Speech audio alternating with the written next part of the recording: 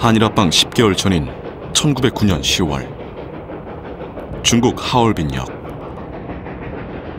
아침 9시경 일제 수뇌부가 도착했다. 일행 중에는 초대 조선 통감부 통감 이토 히로부미가 있었다. 그를 기다렸던 한 사람.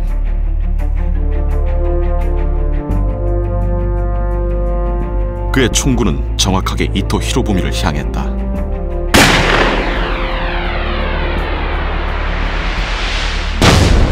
한 발.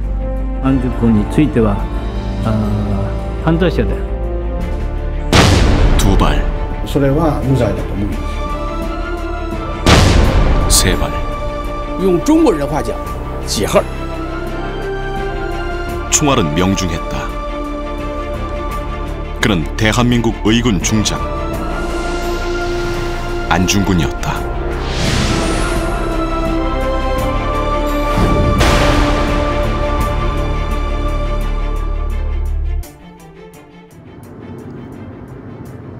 거사가 있은 지 100여 년.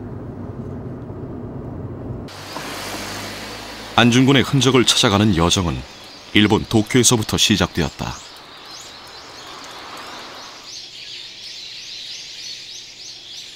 안중근의 총구 앞에 쓰러졌던 이토 히로부미의 묘지. 입구의 비석에는 2등 방문 이토 히로부미의 이름이 선명하다. 일반인의 출입이 철저하게 통제된 채 철문 사이로 보이는 이토의 묘는 깊은 침묵에 잠겨 있었다.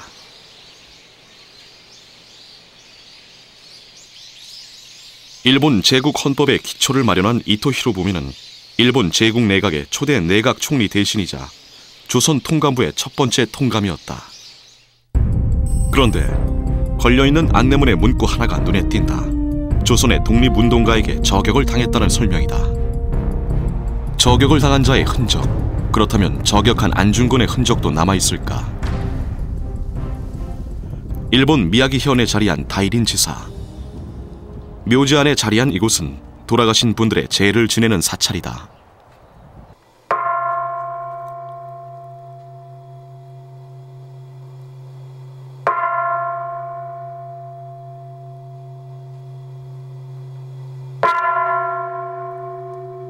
아침마다 이루어지는 예불 시간. 그 옆에 2개의 영정이 따로 모셔져 있다. 그중 하나가 안중근 의사의 영정이다. 다이린 지사에서는 1981년부터 안중근 의사의 영정을 모셔놓고 매일 제를 지내고 있다. 日韓の歴史を知る上で安中근先生は大事な人がね、両方千葉さんと安中근先生を追悼するということは大事なことで、これ毎年やらないと継続することが歴史をしっかり知るということの大事な原点ですから、続けなければいけない。しなかったらね、もうみんな忘れてしまいます。 안 의사의 영정이 이곳에 모셔지게 된 것은 지바 도시치와의 인연 때문이다. 지바 도시치는 안 의사가 리순 감옥에 수감되어 있던 5개월 동안 안 의사를 전담했던 일본 헌병 출신 간수였다. 안중근 의사는 사형 당일 지바에게 위국 헌신 군인 본분이라는 유목을 써주었다. 지바는 이 유목을 평생 소중하게 간직했고 지난 1979년 안중근 의사 탄신 100주년에 그의 후손들이 한국에 돌려주었다. 안 의사의 유목은 안 의사를 깊이 존경했던 지바의 평생 좌우명이었다. 그리고 죽은 그의 곁에서도 그를 지키고 있다. 나라를 위해 목숨을 바치는 것은 군인의 본분이다. 이것은 안 의사가 군인이던 치바에게 해준 덕담이자 자신의 가슴에 깊이 새긴 첫 번째 원칙이었다.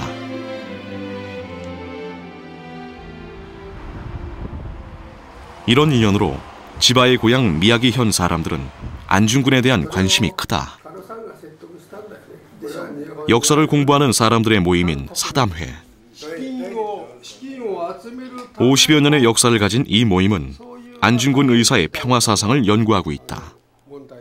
뿐만 아니라 안의사 추모비 건립을 위한 모금 활동을 하는 등 다양한 활동을 통해 일본 내에서 안의사의 정신을 알리고 계승하기 위해 노력해왔다. だから初めに安住軍の話聞いた時はね、とてもこの抵抗を感じたんです。なんで日本の総理がそうなったのに、それをここで強調してするかっていうのがね、本当抵抗を感じたんですけどね。あれやっぱりこの中に入って皆さんのお話聞いたりしているうちに、ああ人間関係っていうのは国でないんだな、国境を越えてこういうふうに韓国も日本も人間関係は同じで、その情の通じるところがあってこういうふうになったんだなという共感ができたので 자신의 나라 총리를 죽인 자를 이해하고 공감하게 되는 이유. 그 이유는 어디에 있을까? 안중근은 황해도 회주에서 3남 1녀의 장남으로 태어났다. 태어날 때 배에 7개의 점이 있었다 해서 응칠이라 불렸다. 천주교 신자였던 그의 어머니 조성녀는 독립운동가이기도 했다. 아버지는 진사를 지낸 인물로 안중근은 아버지 서당에서 글을 배웠다. 상당한 부를 가지고 있었던 집안이었고, 또 이제 할아버지가 무인 출신이고 아버지가 문관, 과거를 봤던 인물이라고 하는 것은 굉장히 재밌는 부분인데, 그것은 안중근 자신과도 직접적으로 연관이 됩니다. 할아버지한테 교육을 어릴 때 받게 되는데, 교육받는 것은 주로 창, 칼 이렇게 이제 그 무인으로서 지켜야 될 여러 가지 기능들을 익힌다거나 하는 역할을 하게 된다면은 아버지의 영향으로 이제 하게 되는 것은 한문 공부, 글 공부를 하게 되고, 또 이제 많은 것들을 무력으로 해결하기보다는 또 어떤 정상적인 절차, 고정된 절차로 해결하려고 하는 그런 생각들, 그런 태도를 가지게 되는 것으로 이렇게 이해를 할 수가 있습니다. 안중근의 집안은 천주교 집안이었다. 안중근 역시 천주교에 귀의해 토마스라는 세례명을 받았다. 그는 빌렘 신부의 미사 집전을 돕는 복사를 하며 불어 수업과 신학문을 접했다. 그가 세계에 눈뜨는 시기였다. 빌렘 신부가 천주교 신부이면서도 또 동시에 알사스 로렌 지방 출신이라는 점이 사실 굉장히 크게 그게 영향을 미치고 있다고 봐야 될 겁니다. 조선의 어떤 사정과 그다음 프랑스와 독일 사이에 끼어 있는 알사스 지방의 사정이 상당히 비슷한 부분이 있었고요.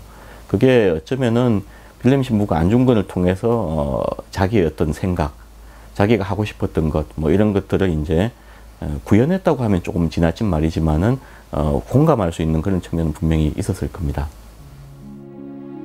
교육으로 깨우쳐 나라를 지키자는 계몽운동이 불붙던 시기, 신학문을 접한 안중근 역시 교육사업에 뛰어들었다. 그는 사무학교를 세우는 한편 황해도의 천주교 계열 학교인 도능학교를 인수해 자신도 교사로 아이들을 가르쳤다. 1907년 전국에서 일어난 국채보상운동에도 적극 참여해 신문 성금 납부자 명단에 이름을 올렸을 뿐만 아니라 국채보상 기성의 관서 지부장에 임명되기도 했다.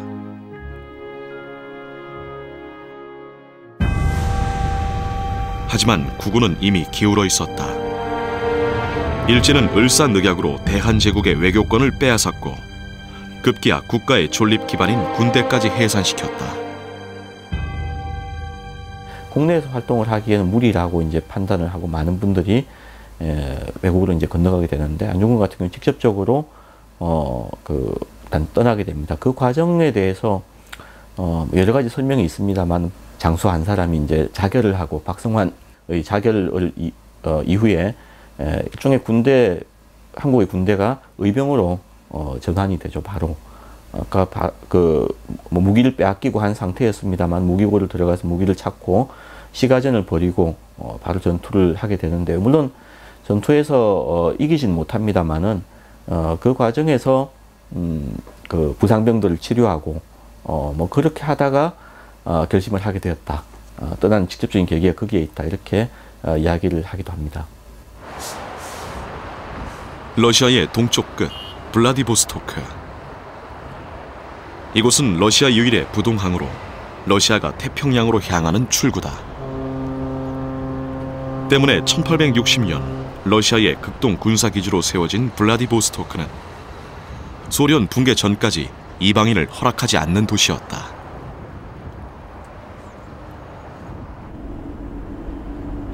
시베리아 횡단 열차의 시발점이기도 한 이 도시는 우리 한민족과도 인연이 깊다. 1800년대 중반 이 거리는 이미 러시아 속의 한인 거리였다. 당시 이곳의 한인이 55,900여 명. 가난과 폭정을 피해 국경을 넘은 이들이 이곳을 중심으로 자리를 잡은 것이다. 이 거리는 지금 현재는 포그라니치나 거리입니다. 1864년도부터는 이 거리가 코레이스카 거리라고 했습니다. 왜냐하면 하산 지역에서 농민들이 거주한 농민들 중에서 블라디보스토크로 온 농민들도 있고 배 타고 한반도에서 배 타고 블라디보스토크까지 오시는 분들은 다 이 거리에다가 이 거리에 정착하였고,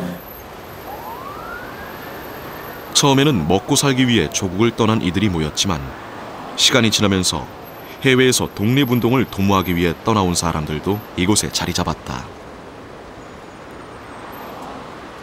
조국을 떠난 안 의사가 도착한 곳도 바로 이곳 블라디보스토크의 코레이스카 거리였다.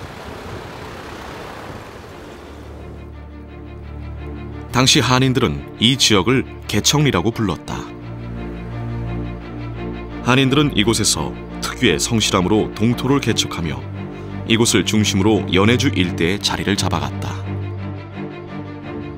독립운동가들은 이곳으로 모여 정보를 교환하고 독립운동을 독려하기 위한 신문들을 발행했다. 그중 가장 오래된 것이 대동공보다. 대동공보사는 연해주 지방 독립운동의 구심점이었다. 안중근도 이들과 뜻을 같이 하고자 했다. 하지만 시작은 쉽지 않았다. 그 시기 이제 안 의사가 한국을 떠나서 이제 독립운동을 하다 보니까 이런 문제가 있습니다. 만주 지역도 그렇고 러시아 지역도 그렇고 외부에서 이렇게 이주해 와서 독립운동을 하겠다고 하는 이 세력에 대해서는, 그 인물들에 대해서는 이 지원이 결코 많지가 않거든요. 안 의사 같은 사람이 어느 날 갑자기 혈연단신으로 나타나가지고 독립운동을 합시다, 지원을 해주세요, 군자금을 내주세요 했을 때 그 지역에 거주하고 있는 한국민들이 누구나 선뜻 이렇게 믿고 내줄 수 있는 게 아니었습니다. 그 시대는 일본 밀정도 많이 돌아다니는, 그러니까 이런 시대였기 때문에 한국 사람이라고 하더라도 쉽게 이렇게 믿을 수가 없는 이런 상황이었던 거죠. 그래서 이제 안 의사가 아무래도 여러 사람과 같이 이렇게 무리를 이루어서 독립운동을 하는 경우에 있어서는 본인 스스로가 한국에서 호롤단신으로 이제 러시아로 건너간, 만주로 건너간 이런 인물이었기 때문에 집단적인 활동은 그게 쉽지가 않았던 겁니다. 안중근은 신문에 기고문을 내고 단합해야 한다고 역설했다. 그리고 지방 곳곳을 다니며 연설회를 열었다.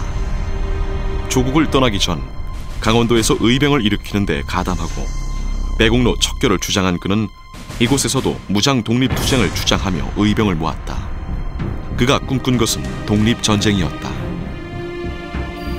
그는 300여 명의 의병을 이끌고 블라디보스토크에서 크라스키노로 거점을 옮겼다.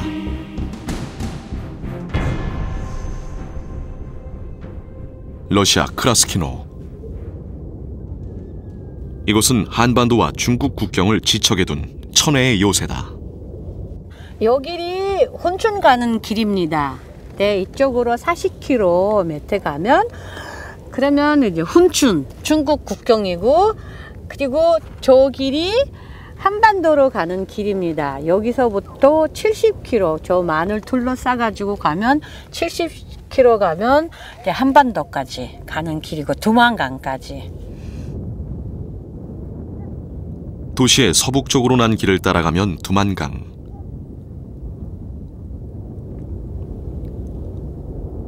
동북쪽으로 난 길을 따라가면 훈춘.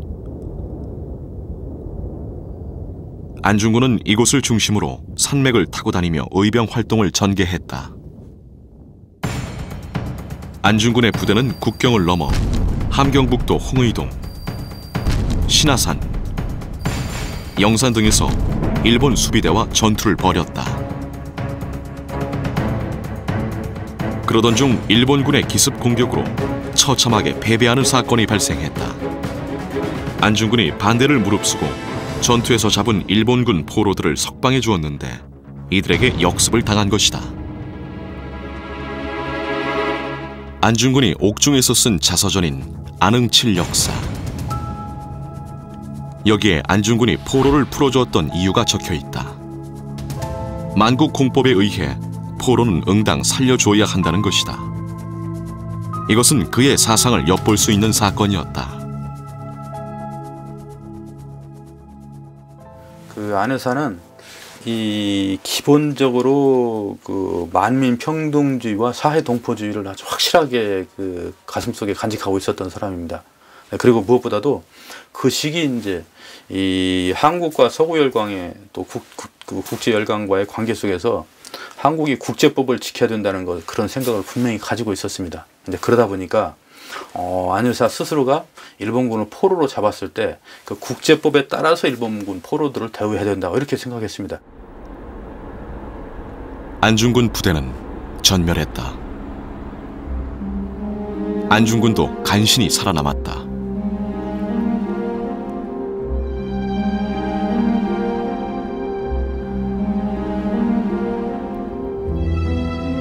그는 한 달이 넘도록 산속을 헤맨 끝에 구사 일생으로 살아 돌아왔다. 처음 돌아왔을 때 그의 몰골은 알아볼 수 없을 만큼 처참했다. 하지만 이것이 다가 아니었다. 한인사회에서 그를 반기는 이는 아무도 없었다. 그는 다시 외톨이가 되었다.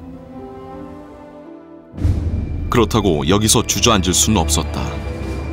블라디보스토크로 건너가 다시 의병을 일으키려 했지만 실패한 그는 크라스키노로 돌아와 동지들을 모으기 시작했다.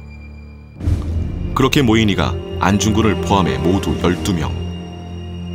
이들이 바로 일명 단지동맹이라 불리는 동의단지회다.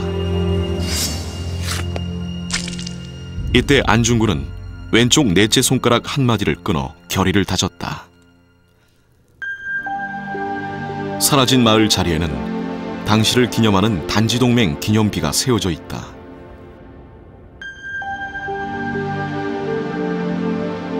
안중근의 상징이 된 안중근의 손바닥 도장.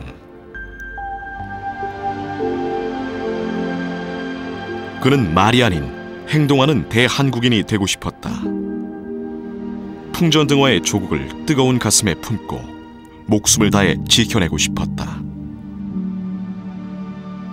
그로부터 몇 달 뒤 대동공보사에 3명의 남자가 모였다. 그중 한 명은 안중근이었고 또 한 명은 당시 대동공보사 기자였던 이강.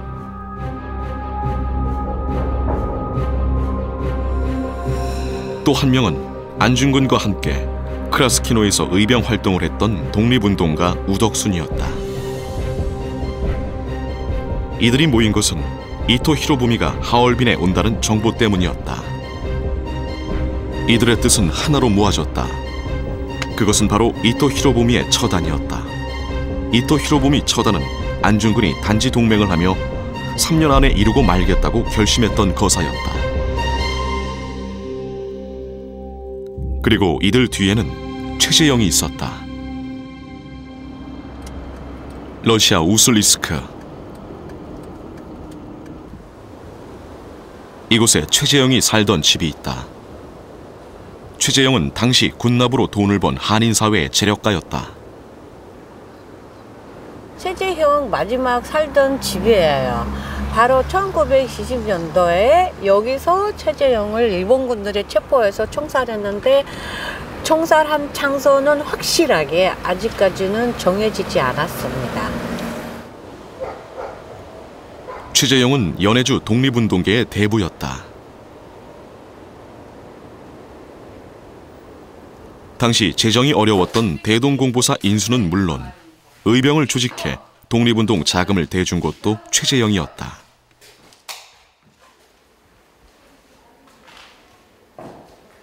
최재형이 안중근의 거사와 어떤 관계가 있었는지는 확실한 물증이 없다. 하지만 최재형 딸의 증언에 따르면 안중근이 연해주에 있는 동안 최재형의 집에 자주 드나들며 밀접한 관계를 맺었던 것만은 확실하다. 최재형 딸이 쓴 회상기가 있는데요. 그 회상기에 보면은 그 손님이 와서 사격 연습을 늘 했다. 이런 이야기가 나옵니다. 그 사격 연습을 한 사람이 나중에 일본의 고관을 쓰러뜨렸다. 안중근에 대한 이야기인데요. 결국은 무기를 제공한다거나 혹은 뭐 자금을 제공한다거나 이런 데 있어서 가지고 최재형이 큰 역할을 했을 것이다. 지금부터 1909년 그때로 돌아가 보자. 1909년 10월 21일 거사 닷새 전, 안중근은 우덕순과 함께 블라디보스토크역에서 기차에 오른다.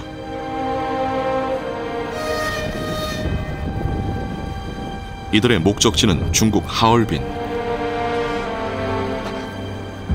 목표는 이토 히로부미 처단이었다.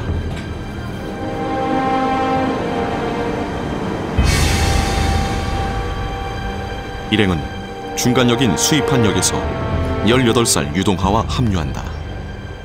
그는 러시아어 통역을 위해 소개받은 학생이었다.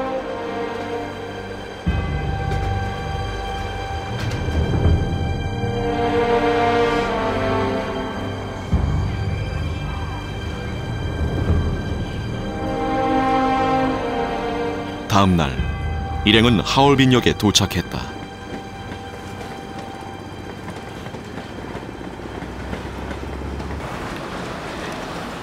일행이 찾은 곳은 하얼빈 삼림가. 당시 하얼빈 한인 회장이었던 김성백의 집이었다. 김성백의 집은 남아있을까? 지금 역사학자들이, 한국의 많은 역사학자들이 지금 추정하는데, 지금 번지수가 28번인데 지금 31번, 28번 요 사이거든요. 그래서 지금 많은 사람들이 지금 요 주위를 지금 많이 추적하고 있어요. 김성백의 집이 있던 자리에는 새 건물이 들어섰다.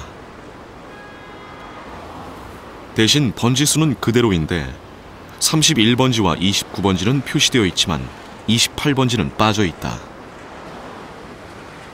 아마도 상점들이 들어서 있는 이쯤 어디가 아니었을까 추측할 따름이다.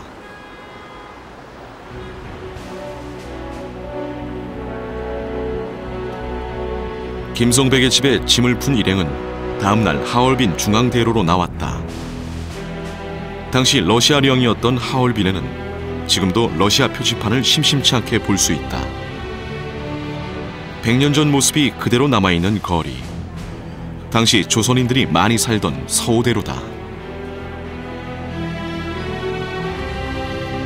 안중근은 이 거리 이곳저곳을 다니며 정보를 얻는다.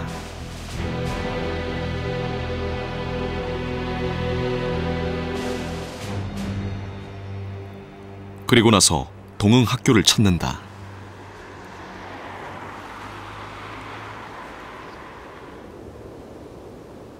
러시아 통역요원으로 합류한 18 유동하가 너무 어렸기 때문이다.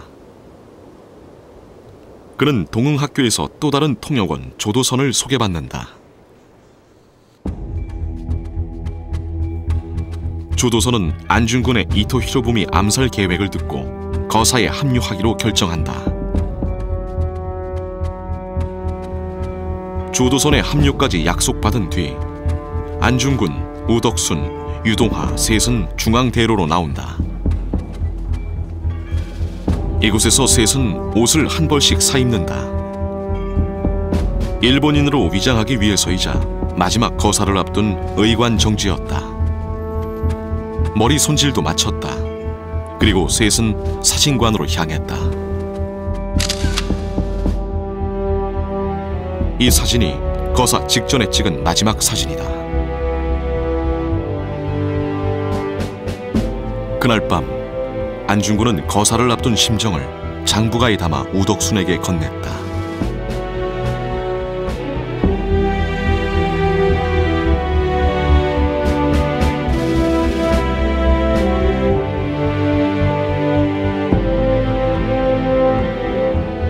우덕수는 기울어진 국군을 개탄하며 일제를 기필코 사생 결단하겠다는 의지를 거의가에 담아 답했다.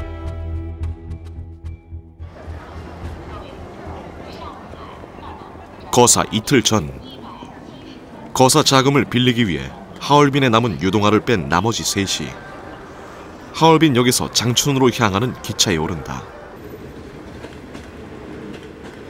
이토 히로부미가 장춘에서 출발한다는 정보 때문이었다.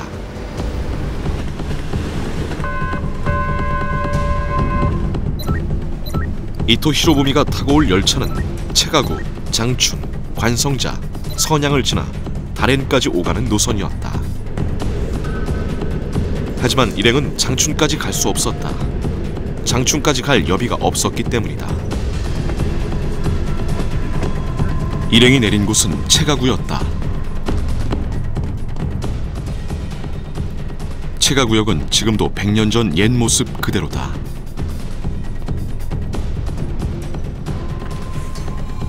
체가구역은 열차들이 교차하는 곳이다. 때문에 대부분의 기차가 이곳에서 정차할 수밖에 없다.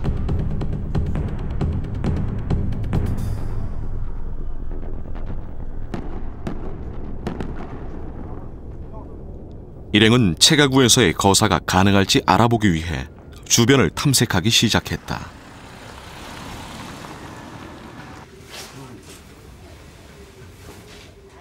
체가구에서 만난 마을 사람들은 이토 히로부미를 태우고 올 특별 열차가 이미 장춘으로 떠났다고 했다.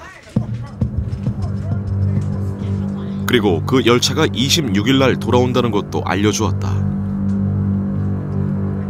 큰 수확이었다. 이것은 곧 체가구역에서 특별 열차가 정차하고 이토가 내릴 경우 이곳에서도 거사가 가능하다는 얘기였다. 세 사람은 작전을 짜기 시작했다. 거사의 성공 확률을 높이기 위해서는 체가구와 하얼빈 두 곳 모두에서 이토 히로부미를 기다려야 했다. 당시 여관이었던 역사 지하. 이곳에서 하룻밤을 지낸 일행은 거사 전날 역사 앞에서 헤어진다. 우덕순과 조도선이 이토 히로부미가 기차에서 내릴 경우를 대비해 체가구역에 남기로 한 것이다. 안중근은 홀로 기차에 올라 하얼빈으로 돌아왔다.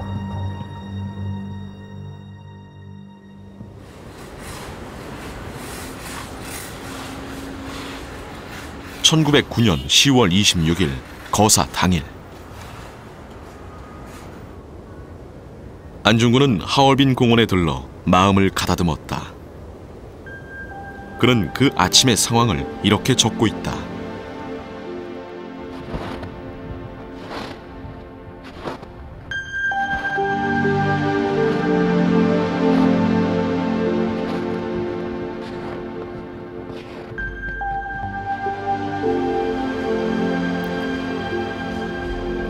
오전 9시, 이토 히로부미를 실은 열차가 도착했다. 그리고 얼마 뒤 러시아 제정 대신 코코프체프와 회담을 마친 이토가 하차했다. 나는 동정을 엿보며 스스로 생각하기를 어느 시간에 저격하는 것이 좋을까 하며 미처 결정을 내리지 못할 즈음 일행이 기차에서 내려오니 의장대가 경례하고 군악 소리가 울리며 귀를 때렸다. 곧이어 이토 히로부미가 러시아 군대의 사열을 받기 위해 역사의 모습을 드러냈다. 그 순간 분한 생각이 용수숨치고 삼천길 업화가 머릿속에 치솟아 올랐다.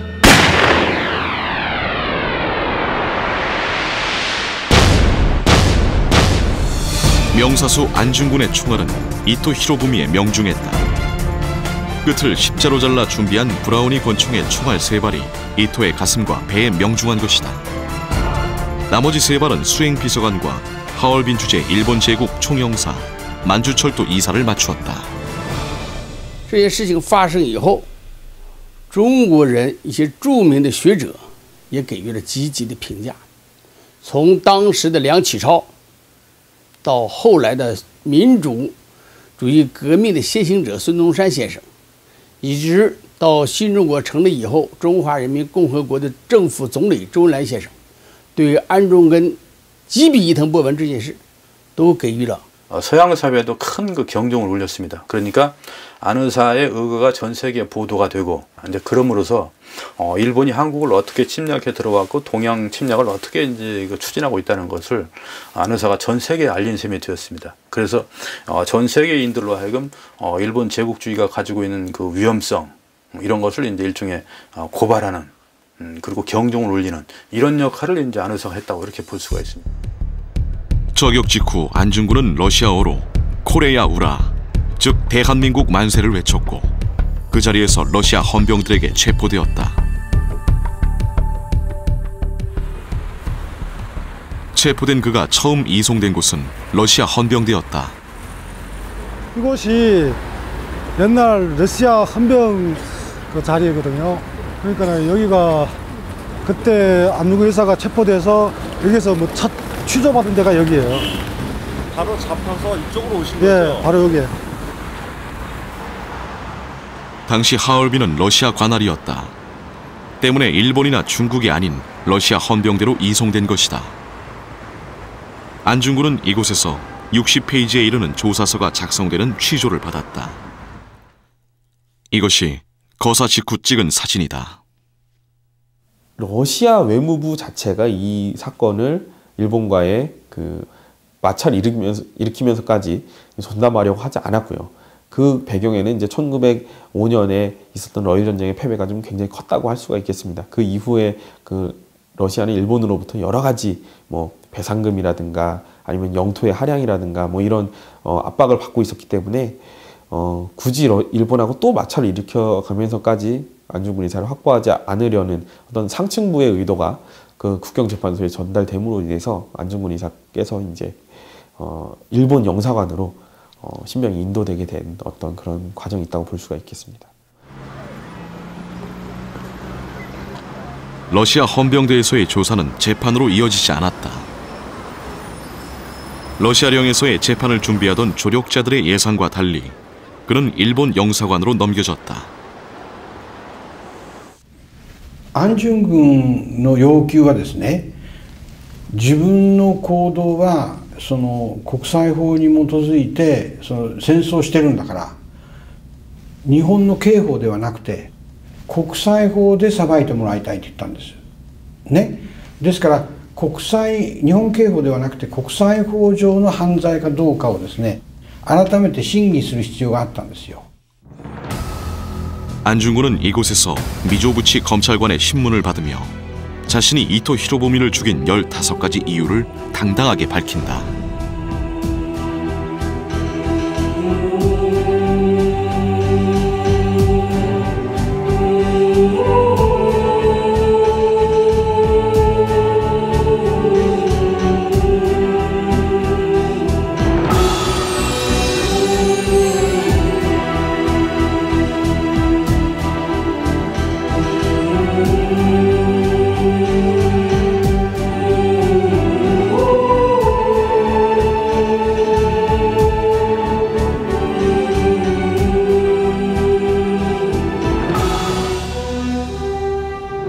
(11월 3일) 안중근은 다시 중국 류순으로 이송되었다. 류순은 중국 땅이면서도 러시아와 일본이 번갈아 점령해온 군사 요충지였다.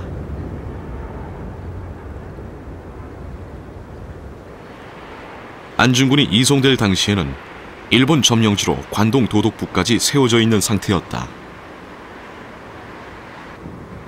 하지만 안중근에게 류순은 동양 평화를 실현할 특별한 장소였다. 因此他在旅顺狱中做和平思想勾画的时候，他提出请日本政府把旅顺和大连归还给中国政府，这样呢，把大连作为国际和平会议的中心，把大连做成国际贸易发展的中心，在旅顺 成立中日韩3国青年禁卫军，组成一支维护东北亚和平力量的重要基地。说基于这一点来讲，安重根对旅顺是有着深刻的了解，以及有着一种特殊的情怀。 안중근은 리순 감옥에 수감되었다. 원래 러시아 감옥이었던 리순 감옥은 일본 감옥으로 운영되고 있었다. 당시 2,000명을 동시에 수감할 수 있는 리순 감옥에는 중국인, 한국인을 비롯해 7개 나라 국민이 수감되어 있었다.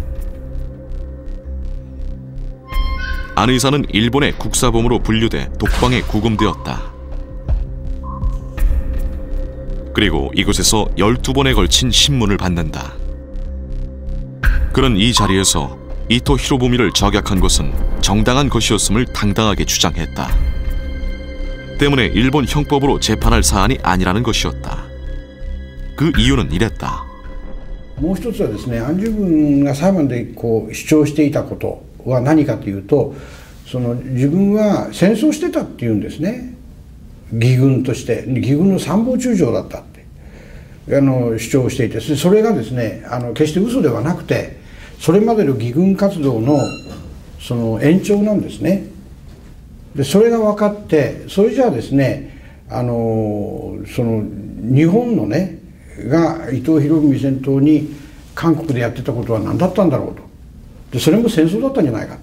そうするとその戦争でですね侵略されたね人たちがその自衛するというのはですね、これ当然のことですから、これはそのテロでも犯罪でもないと。 그는 취조를 받는 내내 또 한 가지를 설파했다. 바로 동양평화론이다. 그가 말하는 동양평화론은 한중일 3국이 침략이 아닌 평화와 공존을 전제로 하는 협력체제를 갖춰야 한다는 것이었다. 안중근의 당당함과 논리 정연함은 취조하는 검사와 간수조차 감화시켰다. 감옥 측은 안중근의 편의를 최대한 봐주었다. 감옥 측의 배려로 자신의 자서전도 저술할 수 있었다. 이것이 바로 안흥칠 역사다.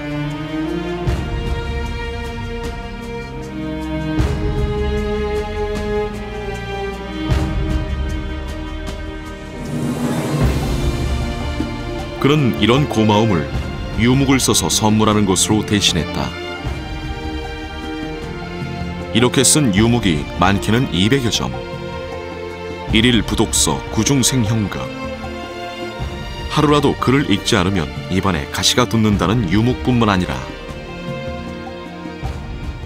지바 도시치에게 주었던 위국 헌신 군인 본분 유묵도 이때 쓴 것이다. 하지만 이런 상황은 오래가지 않았다. 재판 시작도 전에 일본 본국에서 극형에 처하라는 지령이 내려온 것이다. 最初から安順が死刑にしなさいと、裁判もきちっと出る前にですね、そういう指令を出した。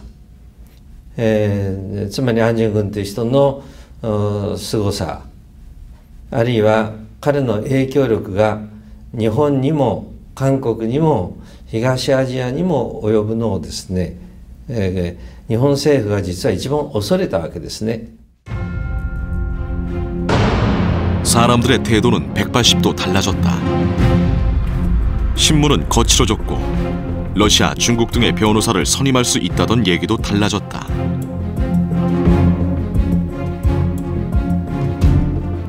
결국 안중근에게는 일본인 관선 변호사가 선임되었다.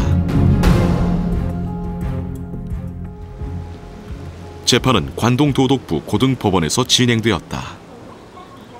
안중근의 재판은 이곳에서 하루에 한 번씩 6일 동안 총 6번이 열렸다. 여기가 지방법원 이제 법정인데 원래 안중근 이사님이 여기서 재판을 받아야 됩니다. 근데 방청객이 많아서 2층 고등법원 법정에서 재판을 받으셨습니다.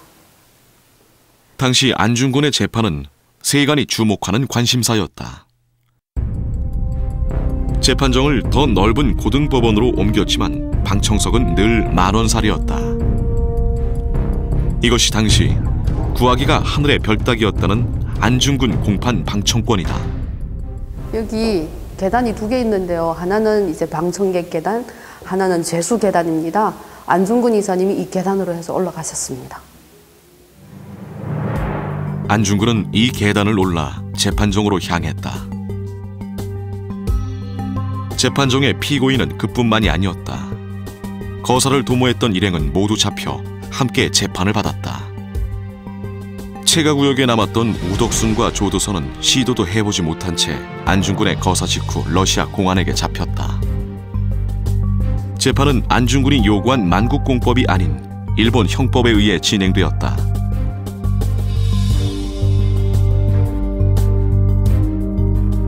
그러나 안중근은 당당했다. 그는 조선의 국모를 죽인 이토는 무죄인데 국가의 원수를 죽인 자신은 왜 유죄냐며 일본법의 모순까지 들어 조목조목 반박했다. 그에게 죽음은 두려운 것이 아니었다. 당시 일본은 파렴치범에게는 사형을 선고하지만 사상범은 사형을 선고하지 않는 풍토였다. 때문에 일제는 굳이 재판을 리순에서 진행했다. 그리고 1910년 2월 14일 사형 선고가 내려졌다. 안중근에 대한 사형 선고는 서방 세계에까지 알려져 이슈가 되었고 안중근의 손을 들어주었다.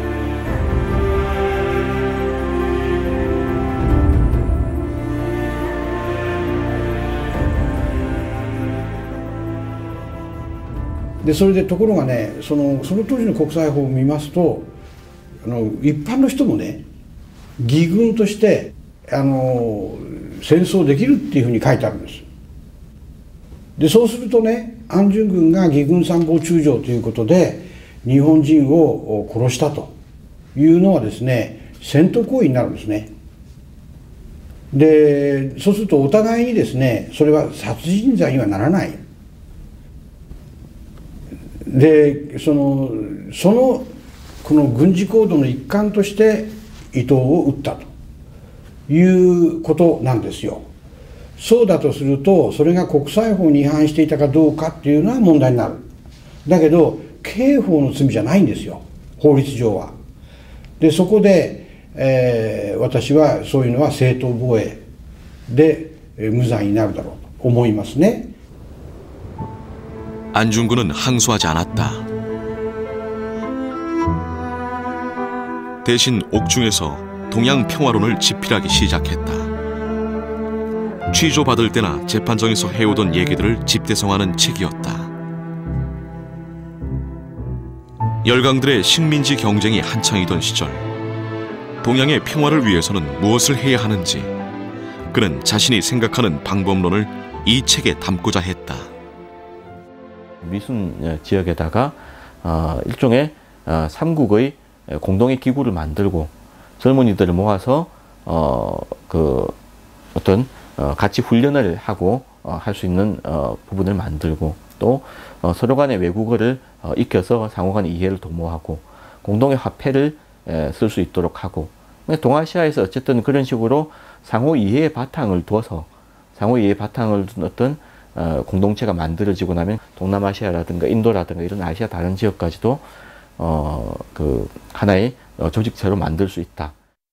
안중근은 어디서 동양 평화론의 영감을 얻었을까? 전문가들은 영구 평화론을 썼던 칸트의 영향이었을 것이라 추측한다. カントという人がいて、平和論というこういう本を書いてというような紹介はおそらく東アジアの漢字文化圏の人たちのある知識人の間ではある種共有された知識でもあったんですね。そういうことを私は念頭に置いて、可能性があるということを申しました。共通の通貨を作ったり、そういう国家連合ですね、そういうものを作っていかないとやっぱり平和っていうものは実現できませんよという点について2人は共通しています。ですから安順軍もそういう流れとの関係は否定できません。 안중근은 동양 평화론 완성을 위해 형 집행을 연기해달라고 요청했다. 하지만 그는 동양 평화론을 완성할 수 없었다. 사형 집행이 앞당겨졌기 때문이다. 목숨이 경각이 나더라. 칼이든 총이든 당당히 받아라.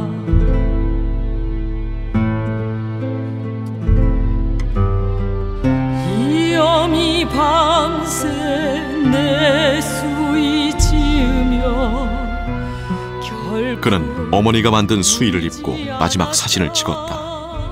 그의 유언은 하얼빈 공원에 묻었다가 국권이 회복되면 조국에 묻어달라는 것이었다. 1910년 3월 26일 오전 10시 안중근 의사는 미조부치 검찰관과 구리아라 감옥장이 보는 가운데 형장의 이슬로 사라졌다. 박물관으로 복원된 리순 감옥. 이곳 부설연구소에 한국인이 있다. 김월배 교수다.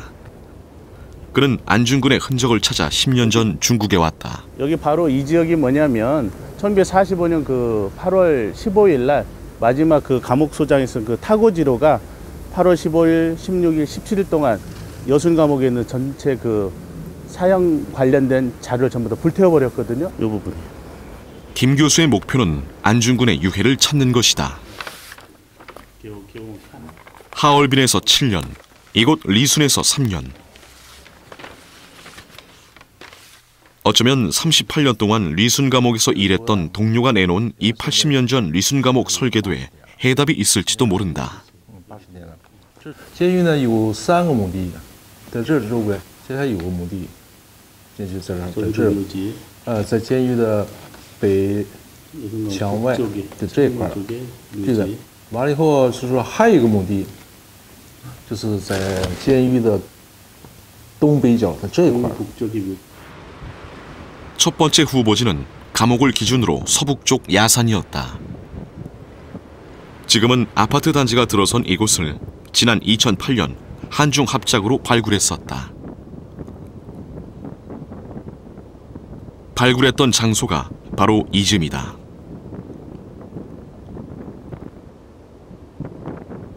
하지만 이곳에서 안중근의 유해는 나오지 않았다.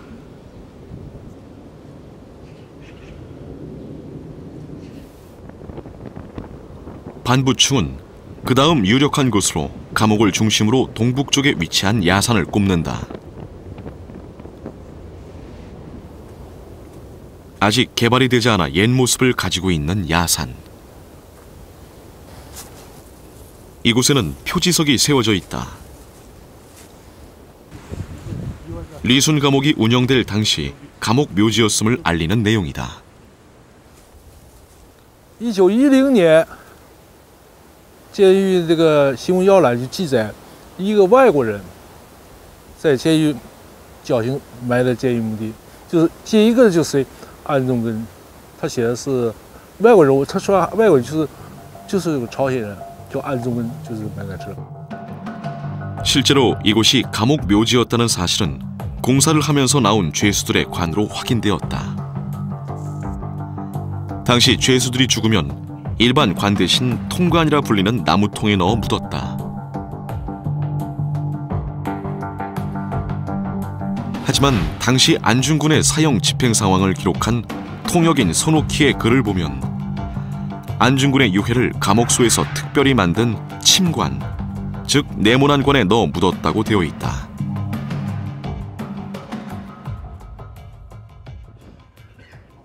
그 침관이 묻힌 곳은 아마도 이 야산 어딘가일 것이라는 것이 조심스러운 추측이다. 아직 결정적 증거가 없어 더 많은 자료를 찾고 있다는 김월배 교수. 그는 안중근의 유해를 조국에 안치하는 것이야말로 우리의 의무라고 말한다. 우리 인류의 보편적 가치인 평화를 우리 모두 다 사랑합니다. 평화를 사랑을 하셨던 이 안중근의 유언을 들어드리는 것은 한국, 중국, 일본 모두가 사람들이 염원하고 있습니다. 그런 그 평화주의자의 유언을 드리는 게 첫 번째이고요. 두 번째는 뭐냐면 국가가 어려울 때, 힘들 때 살신성인하신 사람들을 반드시 국가가 찾는 노력을 해야 됩니다. 그래야 다시 우리나라가 어떤 그런 위기가 닥쳤을 때 국가를 위해서 살신성의를 할 수 있는 그런 경험을 국가가 반드시 보여줘야 됩니다. 그래서 책임 있는 국민과 책임 있는 국가의 역할 차원에서 안중근사유회는 반드시 찾아야 될 당위성이 있다고 봅니다. 지난 11월 일본 교토. 안중근 의사를 연구하는 한일 전문가들이 한자리에 모이는 뜻있는 행사가 열렸다. 모인 이들은 역사학자는 물론 변호사, 철학자 등 다양한 분야의 전문가들이었다. 이번 행사는 안중근 동양평화론과 한일 역사인식의 국경을 넘어서라는 주제 아래 심도 있는 토론을 이어갔다.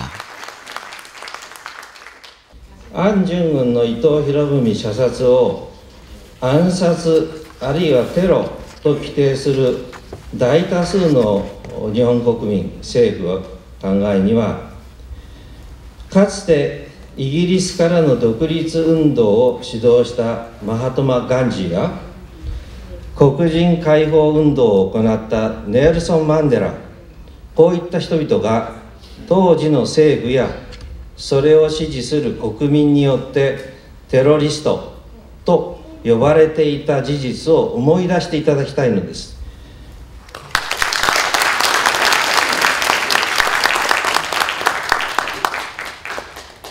安住君が日本社会で注目を集めたのはやっぱ菅官房長官がテロリストと呼び、そして中国で安住君の記念館が設立をされたと。でしたがって一人の人間に対する解釈は全く両極端なわけですね。それが今日本、韓国、そして中国が直面している現実であります。でその分は日本の人たちもですね、また中国、韓国の人たちも安住軍を通して私たちの三国における関係性と、また東アジアの地域の平和と安全に向けて考えるいいチャンスだと思ってこういう会議を開きました。 이번 행사에서는 안중근 의사와 관련해 다양한 자료들이 전시되었다. 그 중에서도 안중근이 옥중에서 쓴 독립이라는 유목의 진품이 공개되어 화제가 되었다. 日本社会が日本近代の歴史を内省する、もう一回内側から振り返る、その機会として、そのシンボルとして非常に重要な存在であるというふうに思っています。攻防といいますか、そこのやり取りですよね。これはやはりしっかり解明してですね、もう一回安重軍裁判って何だったのか、安重軍の東洋平和論はどういうものだったのかっていうことをですね、非常に普遍的なものだと思いますので、それをやはり世界的に解明した事実を共有して記憶することが大切であると思います。 그는 교육이 조국 독립의 전제 조건임을 앞서 깨달은 선각자였다. 그리고 일제의 야심이 조선의 국권 침탈이라는 것을 깨닫는 순간 무장 투쟁에 나선 행동가였다.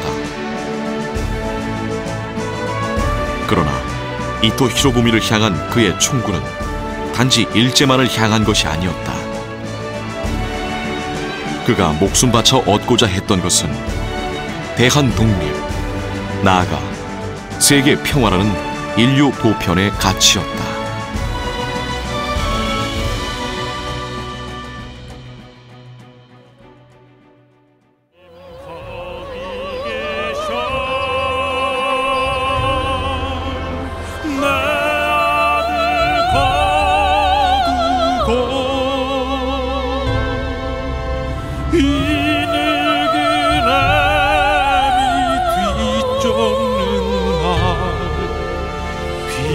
찾은 조국의 푸른 하늘 새되어 다시 만나